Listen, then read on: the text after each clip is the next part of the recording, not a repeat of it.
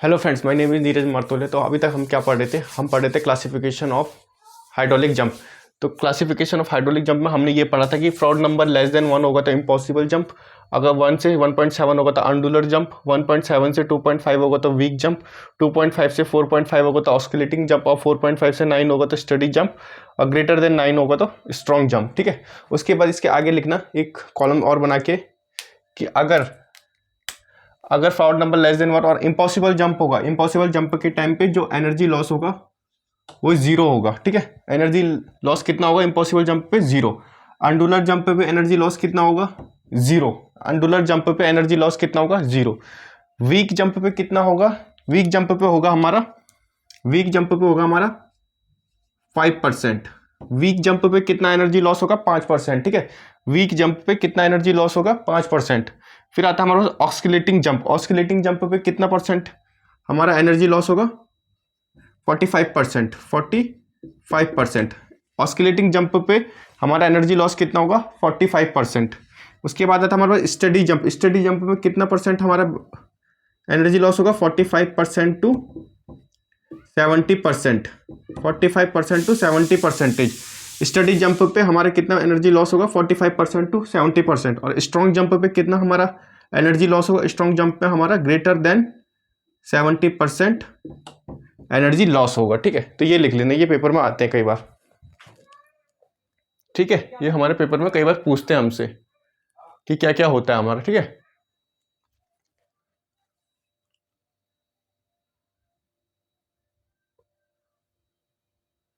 ठीक है, ये हमसे कई बार पूछते हैं। ठीक है, तो याद रखना कि फ्रॉड नंबर अगर 1 होगा, फ्रॉड नंबर लेस देन 1 होगा तो इम्पॉसिबल जंप होगा, एनर्जी लॉस 0।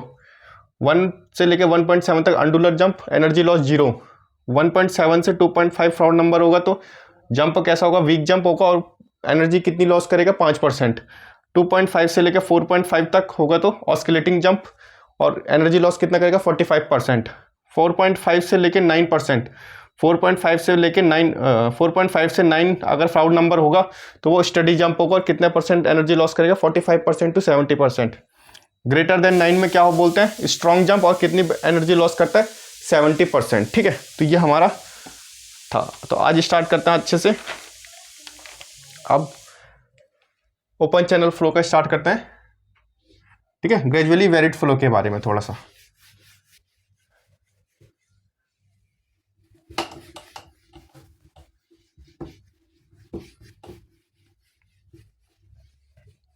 ठीक है, अब स्टार्ट करता हूं gradually varied flow. Gradually varied flow. ठीक है, gradually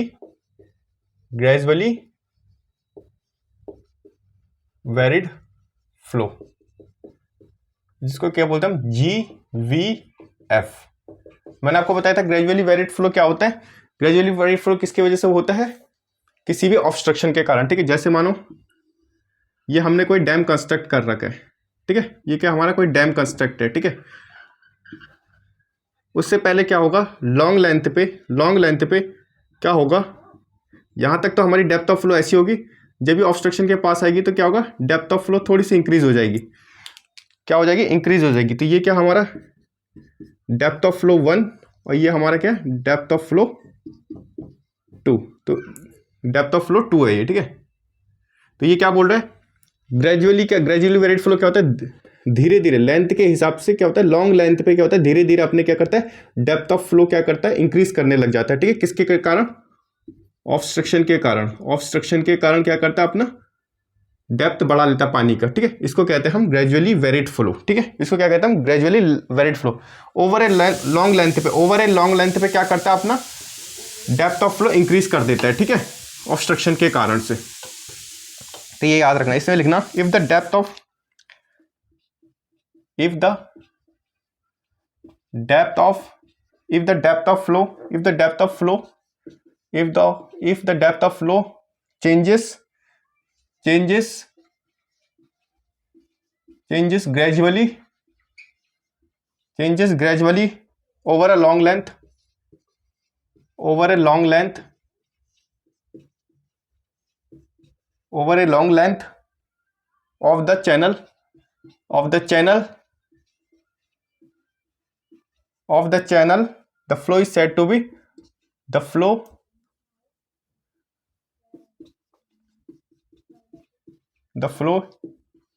is said to be, the flow is said to be, क्या बोलेंगे, the flow is said to be gradually varied flow, gradually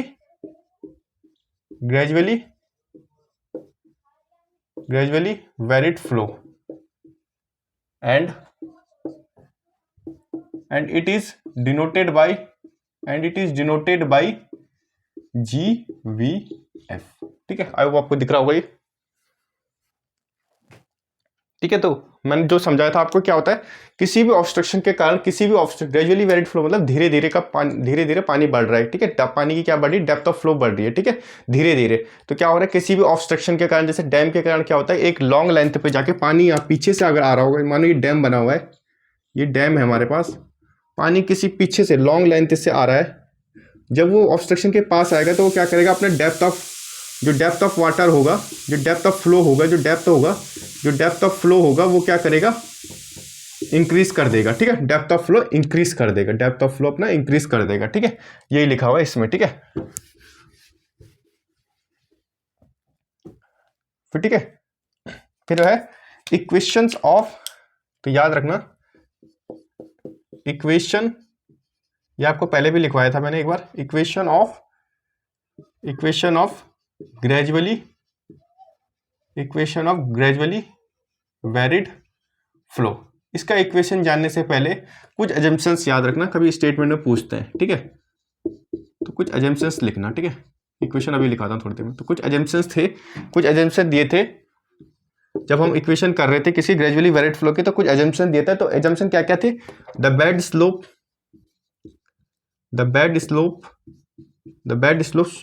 of the channel is small. तो ये याद रखना कि जब हमने ग्रेजुअली वेरिड फ्लो का इक्वेशन निकाल रहे थे तो हमने कुछ एजम्पशन लिए थे। तो क्या एजम्पशन लिया था, जो सबसे पहला एजम्पशन लिया था हमने, तो जो बेड स्लोप होती है, जो चैनल की जो बेड स्लोप होती है, नीचे की जो स्लोप होती है, हमने उसको क्या माना था, स्मॉल मान के चले थे। ठीक है, दूसरी पॉइंट कि द फ्लो, जो फ्लो होगा उस चैनल में, इज स्टडी, मतलब फूड की जो फ्लूइड होगी उसकी जो कैरेक्टरिस्टिक्स होगी वो टाइम के साथ चेंज नहीं होगी। तो the flow is study and hints discharge Q is constant. ठीक है, तो क्या बोला दूसरी पॉइंट में, क्या पहला पॉइंट में क्या था, जो बेड और स्लोप होगा चैनल का, जो बेड स्लोप होगा चैनल का, वो क्या होगा, स्मॉल होगा। दूसरी बात क्या कही थी, जो फ्लो होगी, जो चैनल में जो फ्लो होगी वो कैसी होगी, स्टडी फ्लो होगी। स्टडी फ्लो मतलब फ्लूइड की जो कैरेक्टरिस्टिक्स होती है वो टाइम के साथ चेंज नहीं होती। अनस्टडी में क्या होती है, फ्लूइड की कैरेक्टरिस्टिक्स टाइम के साथ चेंज हो जाती है। ठीक है, और उसमें क्या होगा, डिस्चार्ज क्या होगा, हमारा कॉन्स्टेंट होगा। ठीक है, एक कॉन्स्टेंट रेट से डिस्चार्ज चल रहा होगा हमारा। सी पॉइंट था उसमें, एक्सेलरेटिव इफेक्ट इज नेग्लेबल। जो एक्सेलरेटिव इफेक्ट होगा उसमें नेग्लेबल होगा, and hints hydrostatic force, hydrostatic pressure distribution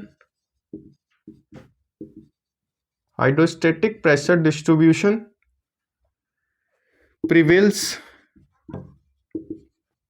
over channel cross section.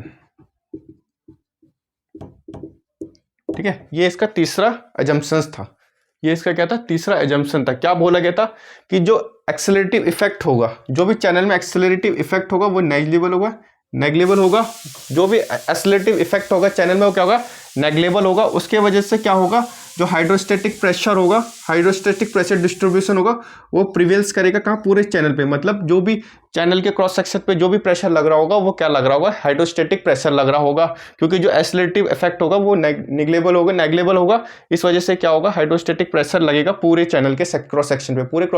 पूरे चैनल के क्रॉस सेक्शन पे क्या लगेगा, हाइड्रोस्टैटिक प्रेशर लगेगा। ठीक है, ये कब की बात है, जब हम इक्वेशन निकाल रहे हैं किसी ग्रेजुअली वेरिड फ्लो की, उसके एजम्पशंस हैं। ठीक है, तो हमने पढ़ लिया। इसके बाद आगे देखना, डी बात कर रहे हैं हम, उस पर बात करते हैं एनर्जी करेक्शन फैक्टर जो होता है, जो एनर्जी करेक्शन फैक्टर होता है, जो एनर्जी करेक्शन फैक्टर होता है, जो एनर्जी करेक्शन फैक्टर होता है अल्फा, जो एनर्जी करेक्शन फैक्टर होता है अल्फा, वो क्या होता है, उसकी वैल्यू क्या होती है, is unity.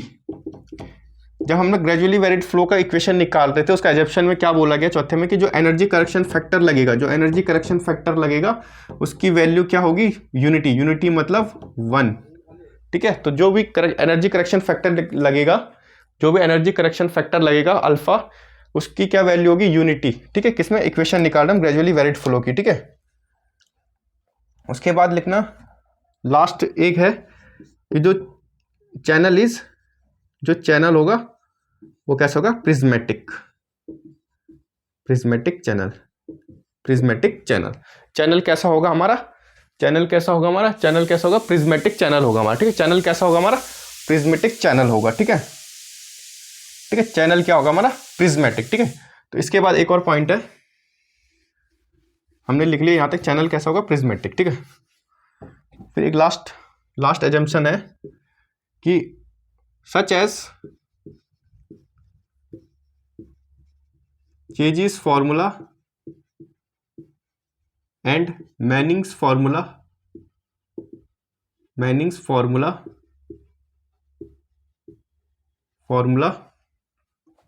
which are applied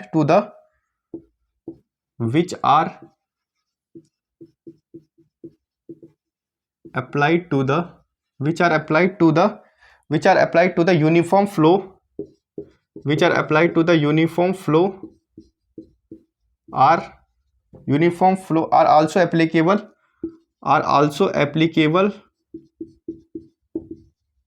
in gradually varied flow for determining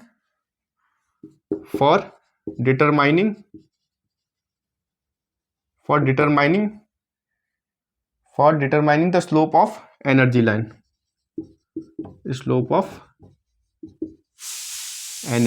ये क्वेश्चन क्या करेगा, एजम्पशन क्या कर सकता है हमसे, स्टेटमेंट में पूछ सकता है, ठीक है। एजम्पशन क्या कर सकता है, स्टेटमेंट में पूछ सकता है, तो ठीक है। तो याद रखना कि अगर हमको डिटरमाइन करना हो स्लोप ऑफ एनर्जी लाइन, ठीक है, इसको ऐसी से डिनोट करते हैं, अभी आगे इसका फॉर्मूले में यूज है।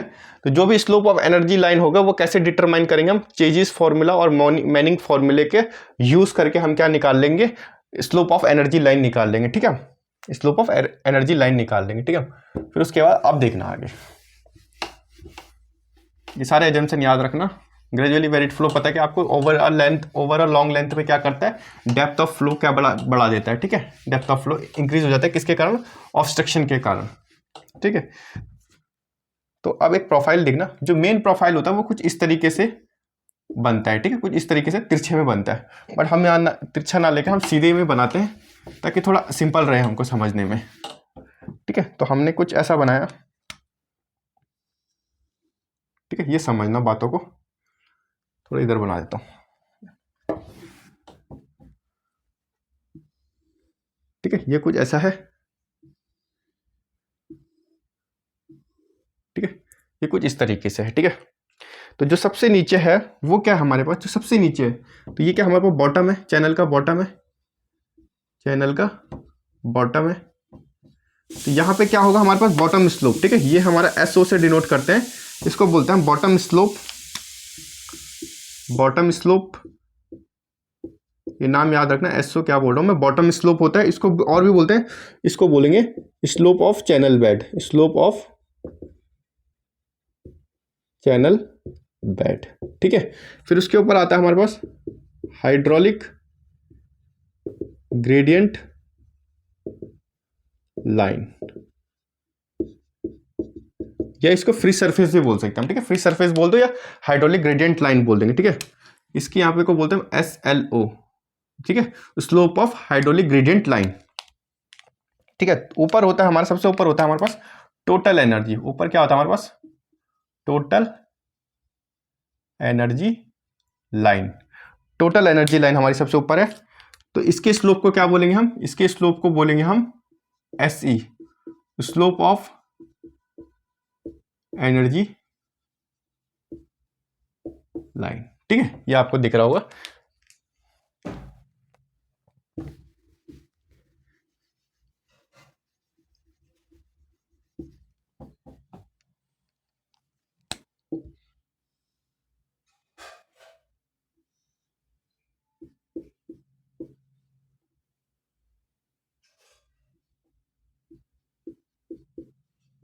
बॉटम स्लोप या स्लोप ऑफ चैनल लाइन। ठीक है,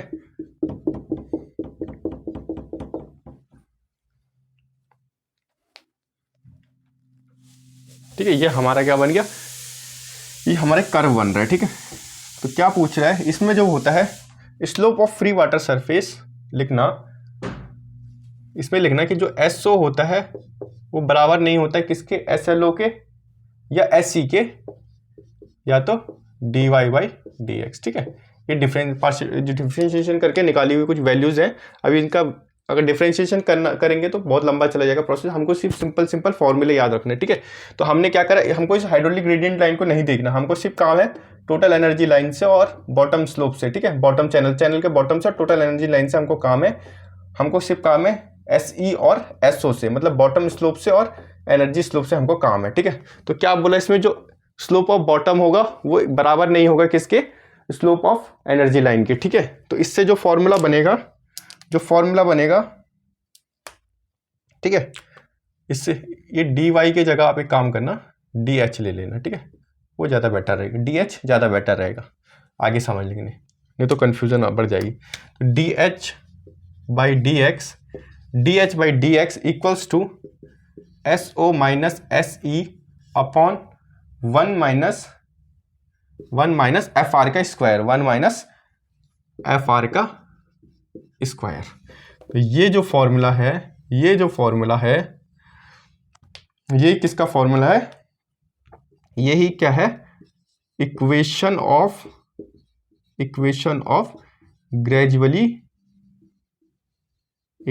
ग्रेजुअली वेरिड फ्लो।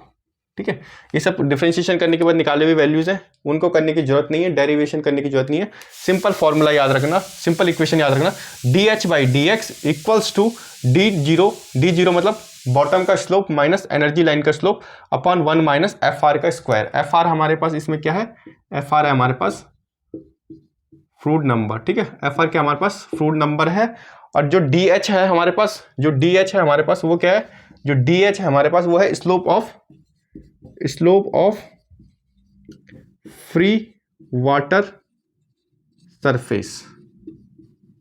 ठीक है, जो DH है हमारे पास वो क्या है, slope of free water surface. जो FR का स्क्वायर है, मतलब जो FR है वो हमारे पास क्या है, फ्राउड नंबर। और इक्वेशन क्या है, dh/dx इक्वल्स टू S0 मतलब slope of bottom channel minus SE मतलब slope of energy line upon 1 minus FR का स्क्वायर, FR मतलब फ्राउड नंबर। ठीक है, तो ये क्या है हमारा इक्वेशन है किसका, ग्रेजुअली वेरिड फ्लो का इक्वेशन है हमारा। ठीक है, तो ये क्या हमारा इक्वेशन है ग्रेजुअली वेरिड फ्लो का। ठीक है, उसके बाद आता है हमारे पास कुछ इंपॉर्टेंट इक्वेशंस।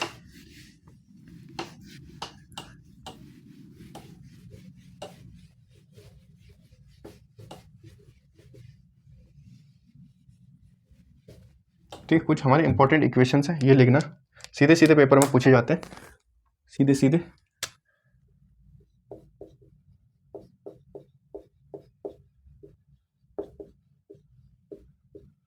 Important equation. ठीक है, तो सबसे पहले लिखना, अगर हम बाई मैनिंग फॉर्मूले से निकाल रहे होंगे, बाई मैनिंग फॉर्मूले से, ठीक है, बाई मैनिंग फॉर्मूला। ठीक है, अगर हम बाई मैनिंग्स फॉर्मूला से निकाल रहे होंगे तो बाई मैनिंग फॉर्मूला में क्या होगा, SE अपॉन S0 मतलब slope of energy line upon slope of channel bottom का स्लोप, और एनर्जी का स्लोप और बॉटम का स्लोप का रेशियो क्या बनेगा मैनिंग्स फॉर्मूले में, वो बनेगा हमारा yn अपॉन y की पावर 10/3। ठीक है, क्या लिखा हुआ है मैंने, वाई एन अपॉन वाई की पावर 10/3। ठीक है, ये किसका फॉर्मूला है? ये हमारे पास मैनिंग्स का फॉर्मूला है। ठीक है, ये क्या है हमारे पास? स्लोप ऑफ बॉटम, ये क्या हमारे पास? Slope of energy line. ठीक है, ये हो गया दूसरा पॉइंट, याद रखना। इनको अभी लिखाता हूं, वाई एन और वाई क्या होता है। ठीक है, दूसरा हमारे पास चेजिस फॉर्मूला। चेजिस फॉर्मूला, अगर हम चेजिस फॉर्मूले से सॉल्व करेंगे तो चेजिस फॉर्मूले में क्या होगा? एस ई अपॉन एस ओ, ये क्या है? Ratio of slope of energy line upon slope of bottom channel. तो क्या निकालेंगे हम? ये होता है हमारे पास formula Y N by Y की power 3, Y N upon Y की पावर 3। ठीक है, ये हमारा होता है। ठीक है, ये होता है हमारे पास फॉर्मूला। अगर हम चेजिस फॉर्मूले से निकालेंगे अगर हम बात करें तीसरा फ्राउड नंबर से निकालें, अगर हम फ्राउड नंबर से निकालेंगे तो कैसा बनेगा formula? Froude number equals to Y N upon y c upon y, यहाँ क्या बात करता है? वाई सी अपॉन वाई की पावर 1/3/2, सॉरी 3/2। ठीक है, 3/2। ये हमने किससे निकाला? फ्राउड नंबर से। ठीक है, ये हमने किससे निकाला? फ्राउड नंबर से। ठीक है, अगर हम मैनिंग फॉर्मूले से निकाल रहे हैं, बाय मैनिंग फॉर्मूला, तो S C upon S O, S C क्या होता है? Slope of energy line upon slope of bottom का स्लोप ऑफ बॉटम। तो इसका क्या होता है? Y N upon Y 10⁻3। Chezy's फॉर्मूले से निकालेंगे S C upon S O equals to Y N upon Y की पावर 3। अगर हम फ्राउड नंबर से निकालेंगे तो फ्राउड नंबर क्या होगा? Y c upon y upon 3/2। ठीक है, वाई सी के जगह, वाई एन के जगह, वाई के जगह हम एच का भी यूज कर सकते हैं, एच एन का भी यूज कर सकते हैं, वाई की जगह एच का यूज कर सकते हैं, वाई सी की जगह एच सी का यूज कर सकते हैं। मैंने पहले भी बताया था, तो कंफ्यूज मत होना। पेपर में वाई से ज्यादा पूछता है तो वाई से इसलिए करवा रहा हूं मैं। तो ठीक है, तो जो अब इसमें लिखना, जो वाई एन होता है, जो वाई सी होता है और जो वाई होता है, ये क्या क्या होते हैं। ठीक है, इनका आगे प्रोफाइल में काम आएगा बहुत ज्यादा। तो जो वाई एन होता है वो होता है हमारे पास normal depth of flow, normal depth of flow. ठीक है, वाई एन क्या हमारे पास? जो नॉर्मली डेप्थ है फ्लो की। वाई सी क्या है हमारे पास? Critical depth of flow, critical depth of flow, जिसको मैंने एच सी से भी डिनोट किया था। ठीक है, क्रिटिकल डेप्थ ऑफ फ्लो पे क्या होता है? एनर्जी लाइन क्या होती है हमारी? मैक्सिमम, मिनिमम होती है, और डिस्चार्ज क्या होता है? मैक्सिमम होता है। वाई क्या होता है हमारा? Actual depth of flow. ठीक है, तो मैंने ये बताया था आपको, वाई एन अपॉन वाई मतलब normal depth of flow upon actual depth of flow की power 10/3, normal depth of flow upon actual depth of flow की पावर 3। यहाँ पे क्या? Critical depth of flow upon actual depth of flow की power 3/2। तो ठीक है, ये फॉर्मूला है। तो ये Y N Y C Y की वैल्यू, ये नाम याद रखना, ये आगे प्रोफाइल में काम आएंगे अब। ठीक है,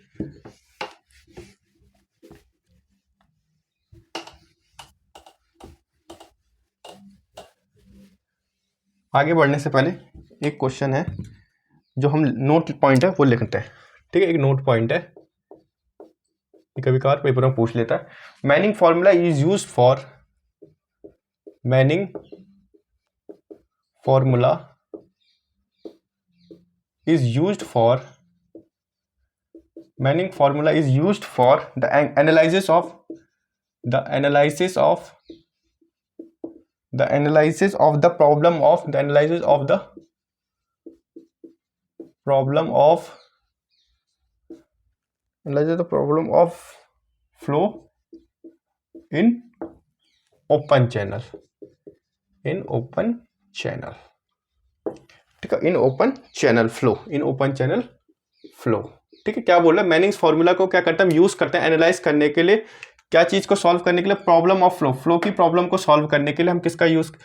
ओपन चैनल फ्लो में फ्लो की प्रॉब्लम को सॉल्व करने के लिए हम किसका यूज करते हैं? मैनिंग्स फॉर्मूला का। ओपन चैनल फ्लो में फ्लो की प्रॉब्लम को सॉल्व करने के लिए हम किसका इक्वेशन, किसका यूज करते हैं? मैनिंग्स फॉर्मूले का यूज करते हैं। ठीक है, जो मैनिंग फॉर्मूला होता है वो क्या होता है? V इक्वल्स टू 1/n, क्या होता है? V अपॉन 1/n R की पावर 2/3 S की पावर 1/2। ये हमारा क्या होता है?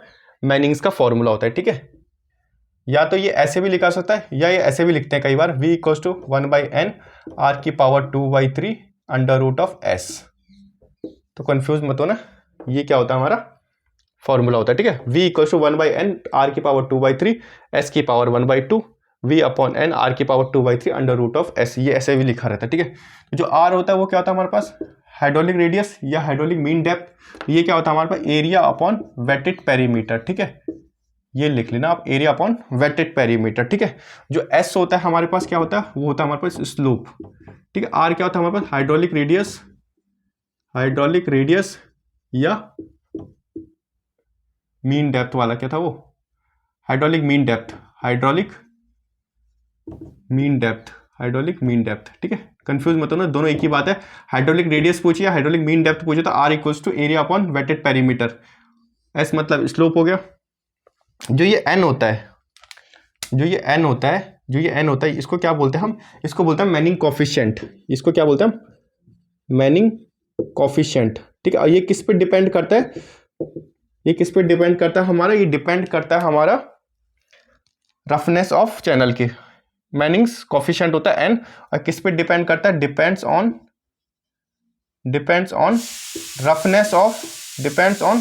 रफनेस ऑफ सरफेस या चैनल, रफनेस ऑफ चैनल, ठीक है। तो ये मैनिंग्स का कुछ याद रख लेना, ये पेपर में सीधे डायरेक्ट पूछे जाते हैं, ठीक है। पहला पूछ लेगा कि ओपन चैनल फ्लो में, हमसे पूछ लेगा कि ओपन चैनल फ्लो में अगर हमको फ्लो की प्रॉब्लम को एनालाइज करना हो, तो हम किसका यूज करेंगे, हम मैनिंग्स फॉर्मूले का यूज करेंगे, ठीक है। दूसरा मैनिंग फॉर्मूला कहता है v equals to 1/n r⁻²/3 s⁻1/2, या तो हम ऐसे लिख सकते हैं, या तो दूसरी तरीके कैसे लिख सकते हैं, v equals to 1/n r⁻²/3 √s, ऐसे भी लिख सकते हैं।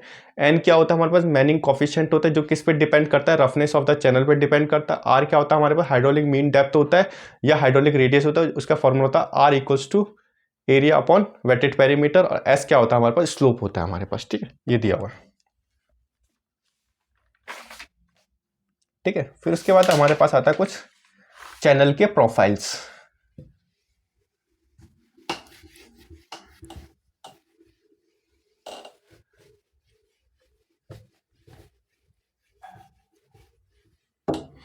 अब आता है हमारे पास कुछ चैनल के प्रोफाइल, 5 प्रोफाइल है, सिंपल इनको याद रखना। सबसे पहला आता है हमारे पास माइल्ड स्लोप, ठीक है। सबसे पहला आता है हमारे पास माइल्ड स्लोप, ठीक है। तो इसमें कंडीशंस याद रखना। कंडीशन क्या होता है इसमें कंडीशन होता है जो yn होता है वो बड़ा होता है किससे, yc से। Normal depth of flow, critical depth of flow, ठीक है। तो ये याद रखना, इसका मतलब होता है नॉर्मल डेप्थ ऑफ फ्लो,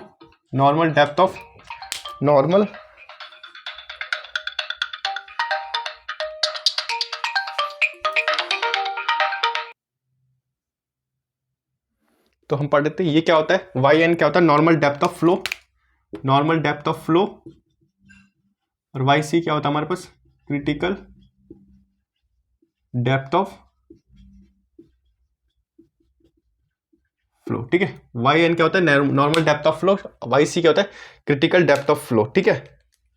तो ये हमारे पास एक प्रोफाइल बनेगी कुछ इस तरीके से, ठीक है। तो ये बनेगा हमारे पास m1 mild slope 1, mild slope 2 और माइल्ड स्लोप 3, ठीक है। ये 3 पॉइंट बनेंगे, ठीक है। हमारे पास इसमें क्या बोला है, नॉर्मल डेप्थ क्या होती है, नॉर्मल डेप्थ ऑफ फ्लो क्या होती है, बड़ी होती है हमारी actual critical depth of flow से, ठीक है। बट अगर हम बात करें, अब देखना, जो यहां से यहां तक की बात होती है ये होती है हमारी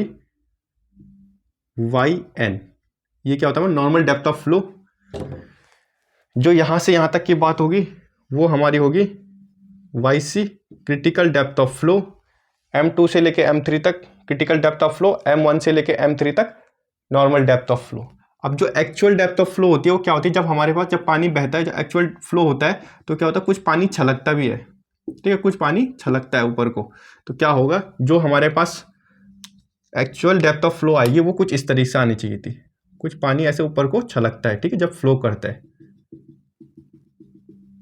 कुछ फ्लो करता है। तो जो एक्चुअल डेप्थ ऑफ फ्लो आएगी, वो कहाँ से कहाँ तक आएगी, वो इस ऊपर के लाइन से आएगी कुछ यहाँ तक। तो एक्चुअल डेप्थ ऑफ फ्लो को किससे हमने डिनोट किया था, वाई से डिनोट किया था, ठीक है। जब हम पानी फ्लो करता है तो क्या कहता है, ऊपर से छलकते हुए चलता है, ठीक है। तो ये क्या हो गया हमारे पास, M2 से M3, M2 प्रोफाइल से लेके M3 तक प्रोफाइल, M2 स्लोप के प्रोफाइल से लेके M3 स्लोप के प्रोफाइल तक क्या था हमारे पास, critical depth of flow. M1 slope के प्रोफाइल से लेके M3 के स्लोप के प्रोफाइल तक क्या था हमारे पास, YN normal depth of flow. और जो पानी ऊपर को छलकता है तो वहां से लेके वहां एक्चुअली में कितना है हमारे पास, इतना पानी है Y की टर्म्स में, ठीक है। तो जो हमने याद रखना है इसमें क्या करना है, अगर हम चैनल प्रोफाइल की बात करें M1 में देखें, M1 स्लोप में देखें तो वहां पे क्या है हमारा M1 फ्लो में क्या है, हमारे सबसे बड़ा क्या है हमारे पास M1 प्रोफाइल में, सबसे बड़ा हमारे पास Y है। Y से बड़ा हमारे पास क्या है, Y के बाद छोटा कौन सा है, YN है नॉर्मल डेप्थ ऑफ फ्लो। और उससे छोटा क्या है हमारे पास, YC। Actual depth of flow बड़ा है नॉर्मल डेप्थ ऑफ फ्लो से, और नॉर्मल डेप्थ ऑफ फ्लो बड़ा किससे है, क्रिटिकल डेप्थ ऑफ फ्लो से। और सबसे बड़ा कौन सा है, एक्चुअल डेप्थ ऑफ फ्लो, सबसे छोटा कौन सा है, क्रिटिकल डेप्थ ऑफ फ्लो। तो ठीक है, ये याद रखना M1 प्रोफाइल के लिए, ठीक। अब अगर हम M2 की बात करें, अब हम इस M2 की बात कर रहे हैं, ठीक है। अब पानी कुछ M2 के प्रोफाइल के ऊपर से निकल रहा है, तो फिर क्या होगा, अब ये मिट जाएगा, ठीक है। अब इसको मिटाएंगे, अब क्या होगा, जो M2 प्रोफाइल में देख रहे हैं, अब हमको ऊपर वाले से कोई मतलब नहीं है। तो अब हम मान रहे हैं कि पानी इसके यहाँ पे चल रहा है, तो यहाँ पे चल रहा होगा तो पानी कुछ ऐसे यहाँ पे छलक रहा होगा, ठीक है। तो यहाँ पे क्या होगा, तो यहाँ पे क्या होगा, अब जो एक्चुअल डेप्थ ऑफ फ्लो होगा वो कुछ यहाँ पे होगा, M2 के जस्ट ऊपर से पानी यहाँ पे से इसमें पानी फ्लो हो रहा है, और यहाँ से क्या हो रहा है, पानी छलक रहा है, ठीक है। पानी जब चलता है तो क्या छलकता है, ठीक है। तो Y, तो M2 के प्रोफाइल में क्या होगा, सबसे बड़ा क्या होगा हमारे पास, सबसे बड़ा YN जो नॉर्मल डेप्थ है, YN जो नॉर्मल डेप्थ है, उससे छोटा कौन सा होगा, actual depth of flow Y। और सबसे छोटा हमारे पास क्या है इस कंडीशन में भी, YC critical depth of flow. ये हमारा बन गया M2 प्रोफाइल की बात, ठीक है। फिर बात करते हैं हम, अब ये वाला कंडीशन भी हो गया। अब हमारे पास पानी का है M3 प्रोफाइल में चल रहा है, मतलब बहुत कम चल रहा है, ठीक है। तो क्या कर रहा है, अब हमारे पास पानी क्या कर रहा है, M3 प्रोफाइल में चल रहा है, M3 प्रोफाइल में चल रहा है। तो अगर M3 प्रोफाइल में चलेगा तो अब पानी क्या होगा, कुछ इधर छलकेगा। अब हमको M2 से कोई मतलब नहीं है, M1 से मतलब, अब पानी कुछ यहाँ छलकेगा। तो यहाँ पे क्या होगा, यहाँ से यहाँ तक की दूरी क्या कहलाएगी हमारी, एक्चुअल डेप्थ ऑफ फ्लो। तो M3 प्रोफाइल में क्या होगा हमारे पास, M3 प्रोफाइल में क्या होगा, सबसे बड़ा क्या होगा हमारे पास, एक्चुअल सबसे बड़ा हमारे पास वही होगा, नॉर्मल डेप्थ ऑफ फ्लो सबसे बड़ा होगा। बट इसके बाद कौन सा आएगा, क्रिटिकल, इसके बाद कौन सा आएगा, क्रिटिकल डेप्थ ऑफ फ्लो बड़ा होगा। और सबसे छोटा कौन सा होगा हमारे पास, एक्चुअल डेप्थ ऑफ फ्लो। तो ये क्या बन गया हमारे पास, माइल्ड स्लोप का कंडीशन प्रोफाइल बन गया, ठीक है। M1 में क्या होता है, एक्चुअल डेप्थ ऑफ, M1 में क्या होता है, याद रखना, M1 में क्या होता है, एक्चुअल डेप्थ ऑफ फ्लो बड़ा होता है, एक्चुअल डेप्थ ऑफ फ्लो बड़ा होता है किससे, नॉर्मल डेप्थ ऑफ फ्लो से। और नॉर्मल फ्लो क्या होता है, नॉर्मल डेप्थ ऑफ फ्लो किससे बड़ा होता है, क्रिटिकल डेप्थ ऑफ फ्लो से बड़ा होता है, ठीक है। फिर M2 प्रोफाइल में क्या देखा हमने, नॉर्मल डेप्थ ऑफ फ्लो बड़ा होता है क्रिटिकल डेप्थ ऑफ फ्लो से, और क्रिटिकल डेप्थ ऑफ फ्लो किससे बड़ा होता है हमारा, और sorry, normal depth of flow बड़ा होता है एक्चुअल डेप्थ ऑफ फ्लो से, एक्चुअल डेप्थ ऑफ फ्लो किससे बड़ा होता है, क्रिटिकल डेप्थ ऑफ फ्लो से। M3 प्रोफाइल में देखा हमने, नॉर्मल डेप्थ ऑफ फ्लो सबसे बड़ा होता है, उसके बाद होता है सबसे बड़ा कौन सा होता है, क्रिटिकल डेप्थ ऑफ फ्लो, सबसे छोटा कौन सा होता है, एक्चुअल डेप्थ ऑफ फ्लो, ठीक है। ये कंडीशन आपको समझ आई होगी।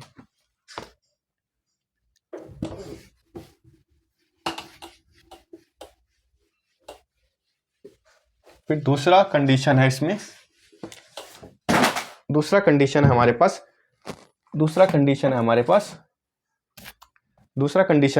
एक्चुअल डेप्थ ऑफ फ्लो का। दूसरा कंडीशन हमारा क्रिटिकल स्लोप का, ठीक है। दूसरा कंडीशन क्या हमारे पास, क्रिटिकल स्लोप का, ठीक है, क्रिटिकल स्लोप का, ठीक है।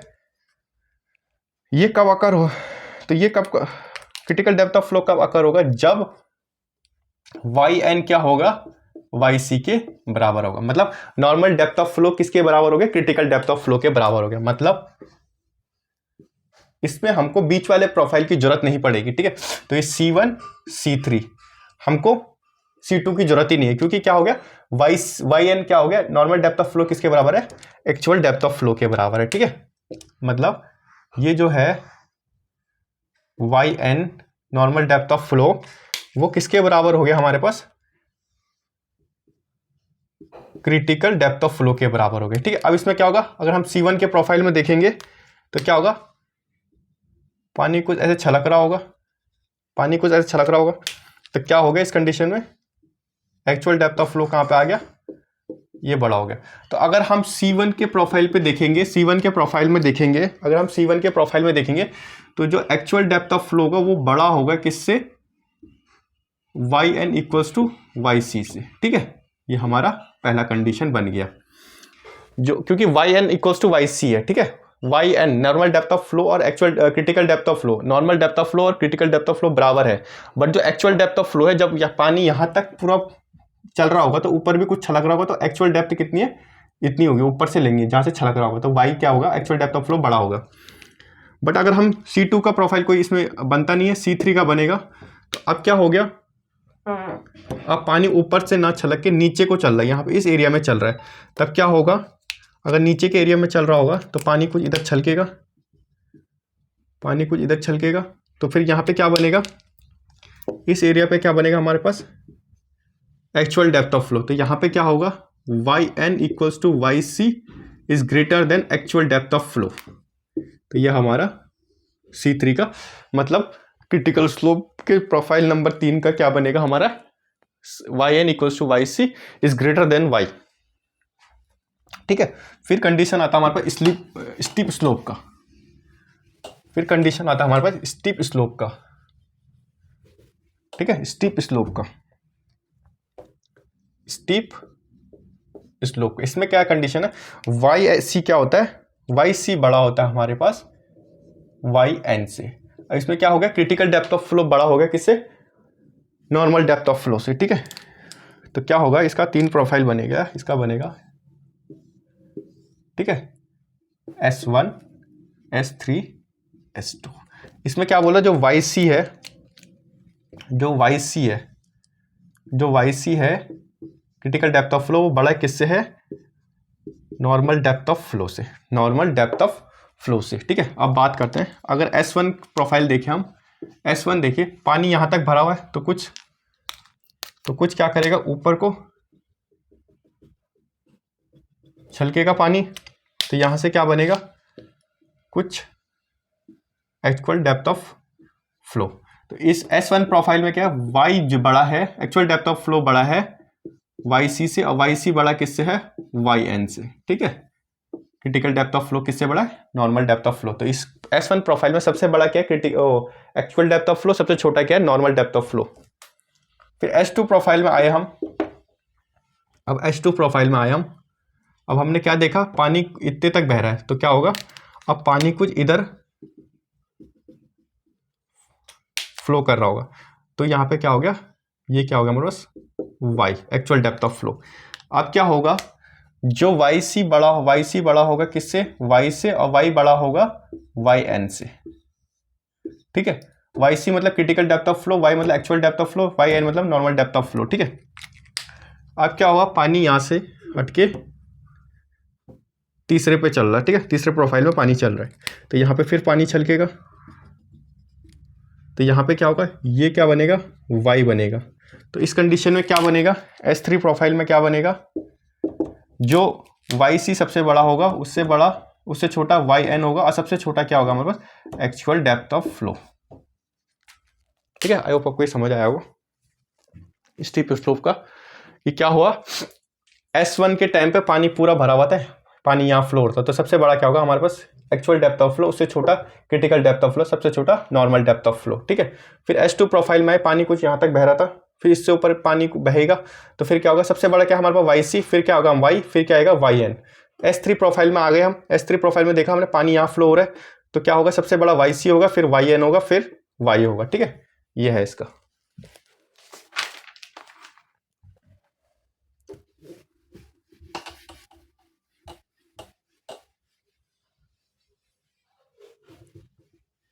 फिर आता है हमारे पास horizontal slope, horizontal slope, horizontal slope के टाइम पे क्या होता है, जो वाई एन होता है, जो वाई एन होता है वो क्या होता है, इन्फिनिटी। ठीक है, जो वाई वन क्या होता है, normal depth of flow, normal depth of flow क्या होता है, वाई एन क्या होता है हमारे पास, इन्फिनिटी तक होता है। ठीक है, वाई एन हमारे पास क्या होता है, इन्फिनिटी तक होता है। ठीक है, तो याद रखना H1, H2 एंड H3। ठीक है, वाई एन हमारे पास क्या है, वाई एन क्या हमारे पास, वाई एन हमारे पास क्या है, वाई एन क्या हमारे पास, इन्फिनिटी तक। ठीक है, और वाई सी हमारा ये हो गया हमारे पास, वाई सी ये हो गया। तो इस कंडीशन में क्या होगा, जो H1 का प्रोफाइल बनेगा, जो H2 का प्रोफाइल बनेगा, जो H3 का बनेगा, वो क्या बनेगा हमारे पास, वाई एन क्या है, इन्फिनिटी। तो वाई एन सबसे बड़ा होगा, हर उसमें सबसे बड़ा वाई एन होगा। ठीक है, वाई एन होगा। ठीक है, फिर उसके बाद, इसके बाद देखेंगे हम, अगर पानी इधर फ्लो कर रहा होगा या इधर फ्लो कर रहा होगा, तो उसके बाद क्या आएगा, यहाँ पे हमारा वाई का केस आएगा। वाई बोले तो एक्चुअल डेप्थ ऑफ फ्लो, यहाँ पे भी वाई बड़ा होगा अगर, क्योंकि वाई एन देखो, वाई एन ये यहाँ तक नहीं है, वाई एन क्या है, इन्फिनिटी तक, कोई वही नहीं है इसका, वही नहीं है, मतलब कोई वैल्यू ही नहीं है इसकी, पूरे इन्फिनिटी तक है वाई एन, मतलब वाई एन कुछ आगे तक होगा। तो यहाँ पे पानी तो इतना ही, पर पानी तो छलकेगा इतना ही ना, पानी तो इतना ही छलकेगा। तो इस वजह से क्या बोला हमने कि वाई एन बड़ा होगा वाई से, वाई एन बड़ा होगा वाई से, और सबसे छोटा क्या होगा, वाई सी होगा H1 के कंडीशन में, और H2 के कंडीशन में भी वाई सी छोटा होगा। बट जब हम H3 पे आ गए तो क्या होगा, वाई सी बड़ा हो जाएगा और वाई छोटा हो जाएगा हमारा। ठीक है, ये तीनों कंडीशन याद रखना। ठीक है, उसके बाद आते हैं हम एडवर्स स्लोप पे। ठीक है, जो लास्ट स्लोप है इसकी, याद रखना हॉरिजॉन्टल प्रोफाइल में वाई एन बड़ा रहता है, इन्फिनिटी रहता है। ठीक है, ये कंडीशन पूछी जाती है। फिर आता है हमारे पास adverse slope. Adverse slope, adverse slope में क्या होता है, जो वाई होता है, जो एक्चुअल डेप्थ ऑफ फ्लो होता है वो जीरो होता है। जब actual flow of depth he zero हो गई तो मतलब जब actual depth of flow he zero हो गई तो मतलब कोई भी कर्व, कोई भी प्रोफाइल एग्जिस्ट ही नहीं करेगा, नो प्रोफाइल एग्जिस्ट। मतलब क्या होगा, एक्चुअल डेप्थ ऑफ फ्लो, मतलब वहां पे फ्लो ही नहीं है, जो फ्लो ही नहीं है तो क्या होगा, फ्लो क्या होगी, जीरो। एक्चुअल डेप्थ ही नहीं है फ्लो की, तो मतलब फ्लो ही नहीं है तो वो जीरो होगी। तो इस वजह से क्या होगा, कोई भी प्रोफाइल एग्जिस्ट नहीं करेगा। तो याद रखना कौन से प्रोफाइल में एग्जिस्ट नहीं, कौन सा प्रोफाइल, कौन से स्लोप का प्रोफाइल एग्जिस्ट ही नहीं करता, एडवर्स स्लोप का। कौन से प्रोफाइल का y N, normal depth of flow infinity होता है, हॉरिजॉन्टल फ्लो का, हॉरिजॉन्टल स्लोप का। ठीक है, ये याद रखना।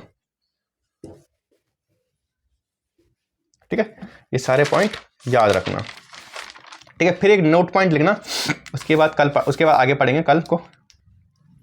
नोट पॉइंट लिखना, ये पेपर में पूछे जाते हैं कई बार। ठीक है, ये पेपर में पूछ लेते हैं सीधे सीधे। ठीक है, ये पूछा भी गया है। ठीक है, तो आ सकता है। तो वैन, पहले लिखना वैन d h by d x, मैंने आपको थोड़ी देर पहले कराया था, d h by d x, जिसमें डी एच क्या था हमारे पास, डी एच था slope of free water surface. ये कब कराया था, d h by d x कब कराया था मैंने, जब ग्रेजुअली वेरिड फ्लो का मैंने इक्वेशन लिखवाया था। ठीक है, क्या लिखवाया था मैंने इक्वेशन में, d h by d x equals to s nought minus s E upon 1 minus f r का स्क्वायर। ये क्या लिखवाया था मैंने, ग्रेजुअली वेरिड फ्लो का इक्वेशन। ठीक है, ग्रेजुअली वेरिड फ्लो का इक्वेशन लिखवाया था। ठीक है, मैंने ये वाली बात करी थी मैंने। तो अब हमको इससे कोई मतलब नहीं है, यहाँ से कोई मतलब नहीं है, हम इससे D h by d x से मतलब है। अगर D h by d x क्या होगा, जीरो होगा, और क्या होगा, एच जो है, एच इज कांस्टेंट, ये स्मॉल एच लिख लेना, बड़ा एच लिखने की जरूरत नहीं है, स्मॉल एच। तो एच इज कांस्टेंट और depth of the water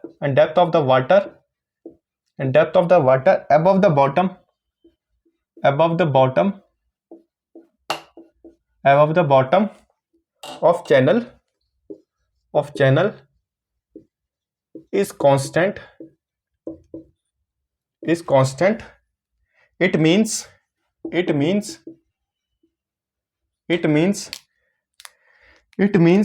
that free surface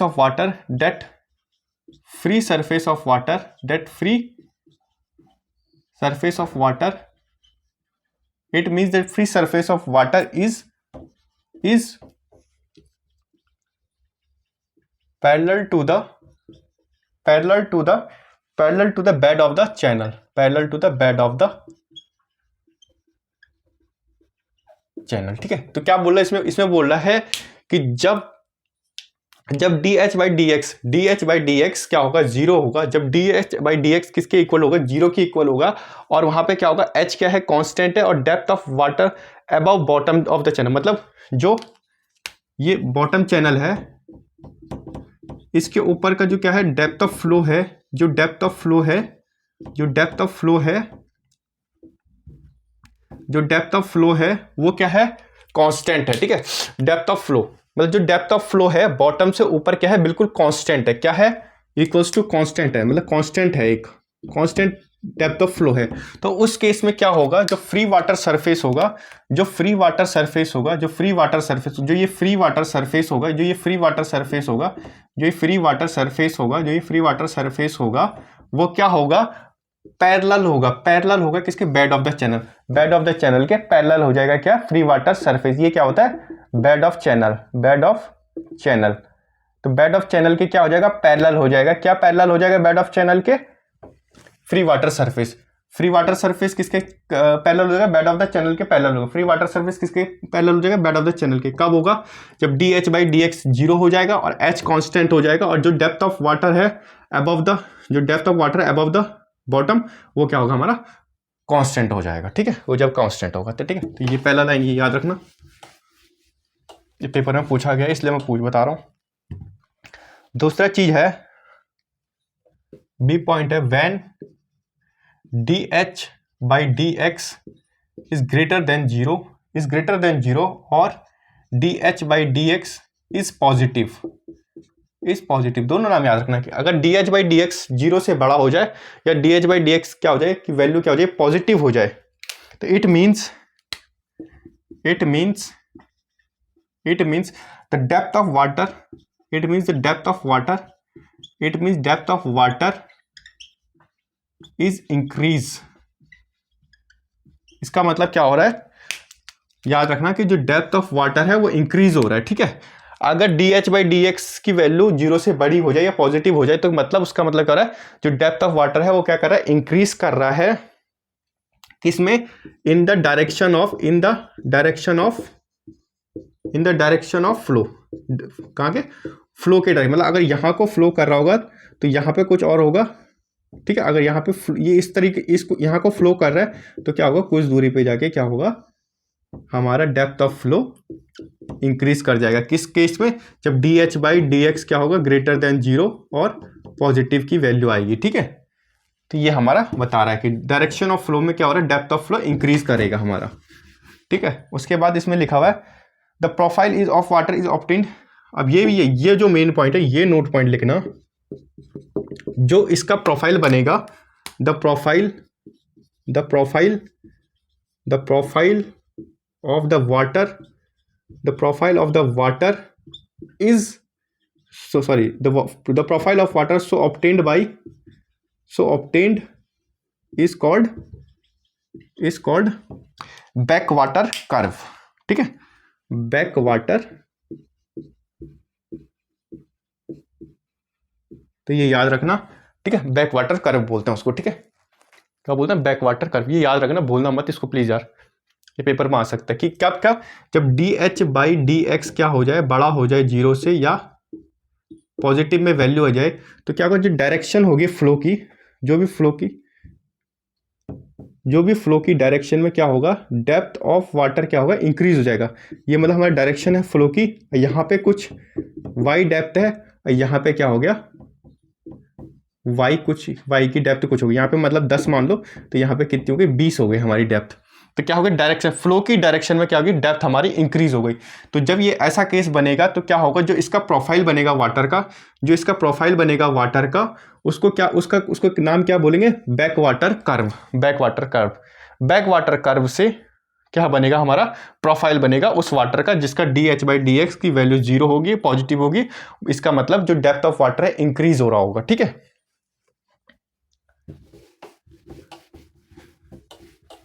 ये भूलना मत मेरे भाई। ठीक है, ये हमने लिख लिया 2। ठीक है, तो कुछ पॉइंट है हमारे पास, नोट पॉइंट, ये 2 नोट पॉइंट है, ये लिख लेना। पहला लिखना, the length of the backwater, length of back water curve, length of back water curve, length of back water curve, length of back water curve is the distance, is the distance, is the distance along the, it is a distance along the, it is a distance along the, it is the distance along the bed of channel, the bed of channel, the bed of channel, the bed of channel between the section, between the section, between the section, between the section where water, where water stages is rising, where water is rising to the section, to the section, to the section where water is has maximum depth, where water has maximum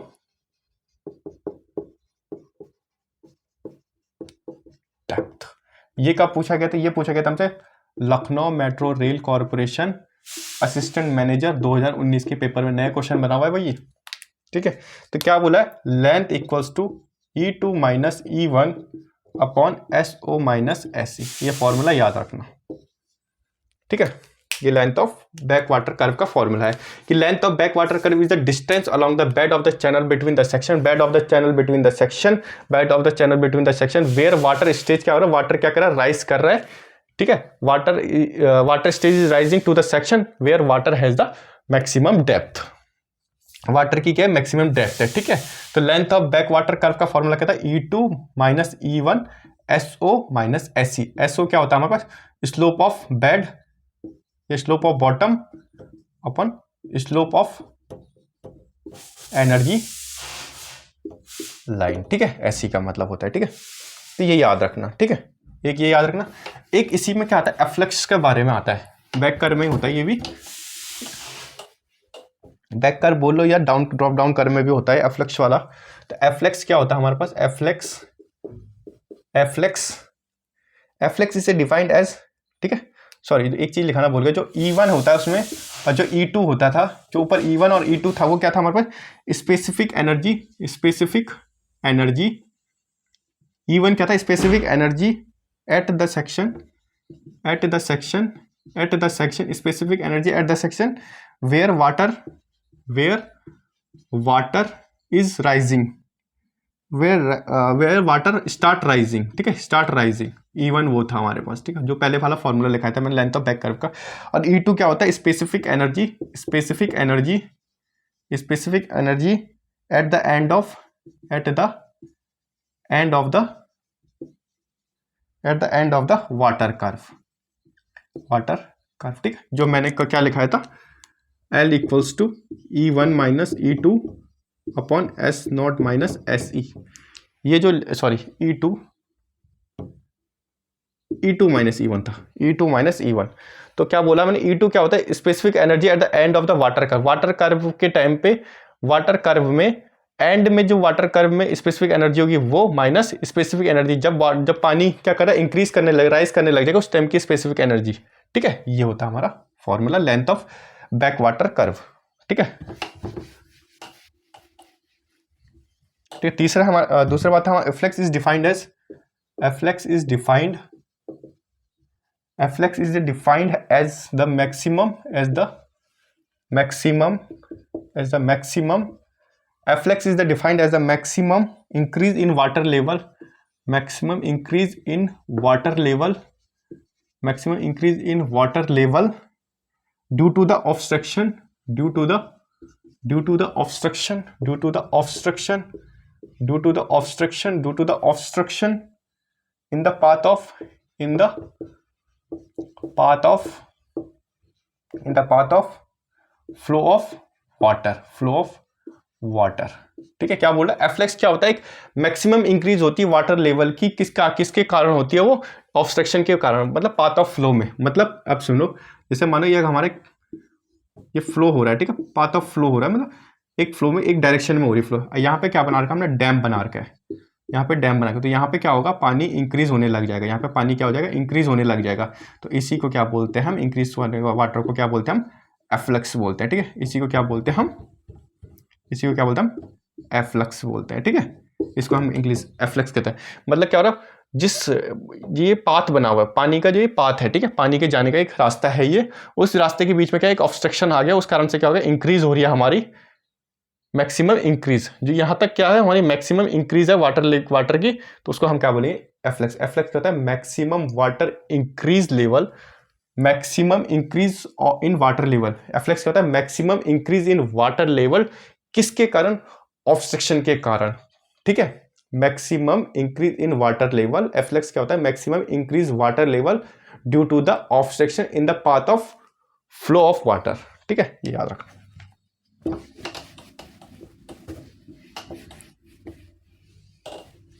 ठीक है, इसके बाद की बात करेंगे, एक और point है, फिर जो तीसरा पॉइंट था कि अगर अब क्या होगा, D h by d x छोटी हो जाए जीरो से, मतलब D h by d x क्या हो जाए हमारी, उसकी वैल्यू क्या हो जाए, नेगेटिव आ जाए, तब क्या होगा, it means that the depth of flow, the depth of water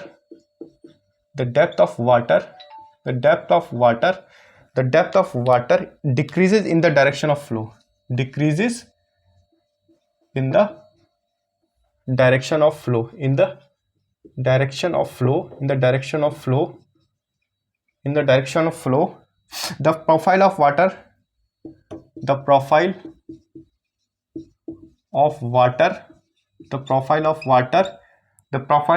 so obtained is called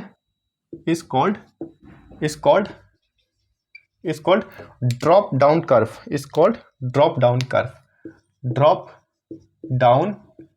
curve, ठीक। इस बार क्या हो रहा है, ये डायरेक्शन हो रही है, फ्लो की डायरेक्शन है, अब क्या हो रहा है हमारे पास, डेप्थ क्या हो रही है, कम होने लग गई, डेप्थ क्या हो गई हमारे पास, कम होने लग गई, ठीक है। डेप्थ क्या हो रही है हमारी, कम हो रही है, किस कारण से हो रही है, क्योंकि D h by d x क्या है, लेस देन जीरो है, या D h by d x क्या है हमारा, नेगेटिव वैल्यू आ रही है हमारी, ठीक है। उस वजह से क्या हो रहा है, जो डेप्थ, जो डायरेक्शन ऑफ फ्लो है उसमें क्या हो रहा है, जो डेप्थ ऑफ फ्लो हो रही है कम हो रही है हमारी, ठीक है। तो ये एक चीज, दोनों चीजों में एक चीज याद रखना, सिंपल, दोनों कर्व बोले मैंने, कौन कौन से थे, एक तो बैक वाटर कर्व था, एक ड्रॉप डाउन कर्व है, ठीक है। तो बैक वाटर कर्व में याद रखना, बैक वाटर कर्व में जो याद रखने वाली बात है, D h by d x greater than 1 होता है, और D h by d x positive होता है। दूसरा क्या होता है, जो डेप्थ ऑफ वाटर है क्या होता है, इंक्रीज होता है, ठीक है। ये चीजें याद रखना। अब ड्रॉप डाउन कर्व में क्या होता है, ड्रॉप डाउन कर्व में d h by d x less than 1 होता है, D h by d x negative होता है, और डेप्थ ऑफ वाटर क्या होता है हमारे पास, नेगेटिव हो जाता है हमारे पास, ठीक है। ये याद रखना। आई होप आपको आज की वीडियो अच्छी लगी होगी तो लाइक करना, शेयर करना, सब्सक्राइब करना, अपने दोस्तों तक मेरे चैनल को जरूर शेयर करना, ठीक है। और बाकी इसके बाद एक हमारे पास इकोनॉमिकल सेक्शन वाली पार्ट बच गया, उसके बाद ओपन चैनल फ्लो खत्म, उसके बाद हमारे पास फ्लो थ्रू पाइप रह गई, और हमारे पास बाउंड्री, एक हमारे पास बायोंसी और फ्लोटेशन वाला चैप्टर रह गया। उसके बाद हमारी फ्लूइड मैकेनिक्स कंप्लीट, यहाँ तक पढ़ाने से हमारा फ्लूइड मैकेनिक्स 80% कंप्लीट हो चुका है, ठीक है। तो उसके बाद अगर आपको वीडियो अच्छी लगे तो सब्सक्राइब जरूर करना मेरे चैनल को, शेयर भी करना, ठीक है। Thank you friend.